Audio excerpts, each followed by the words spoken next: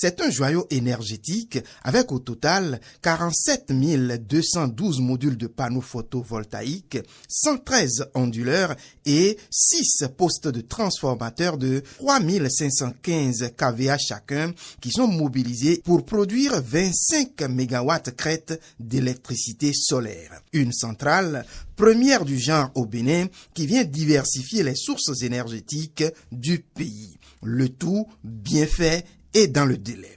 Démarrés en novembre 2020, les travaux de construction de cette centrale ont duré environ 18 mois et ont permis d'installer la présente centrale de 25 MW et nous ont coûté environ 14 milliards sur les 34 milliards que représente le projet Défi-Sol.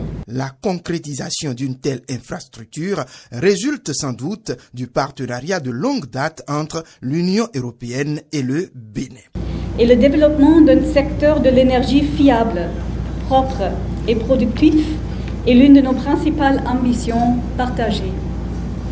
L'inauguration que nous célébrons aujourd'hui est un jalon important dans la production et la distribution d'électricité propre, durable et moderne pour tous les Béninois, illustrant l'engagement fort du gouvernement béninois à améliorer l'accès à l'énergie, à lutter contre le changement climatique et à créer des emplois au niveau local.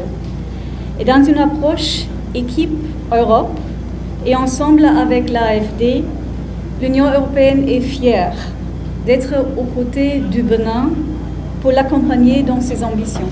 C'est donc le Bénin du possible qui se révèle, surtout dans la lutte contre les changements climatiques, selon le ministre de l'Énergie. Il lève d'ailleurs un coin de voile sur le futur énergétique du pays. Le Bénin du possible s'installe désormais, mois après mois, année après année, sous le leadership du président Patrice Talon. Et l'événement de ce jour en est un témoignage vivant. En dehors du solaire, le Bénin développe aussi d'autres sources, comme l'hydroélectricité, particulièrement avec une spécificité, c'est que les développements des infrastructures hydroélectriques seront désormais au Bénin à vocation multifonctionnelle, c'est-à-dire capables de produire de l'électricité, 1.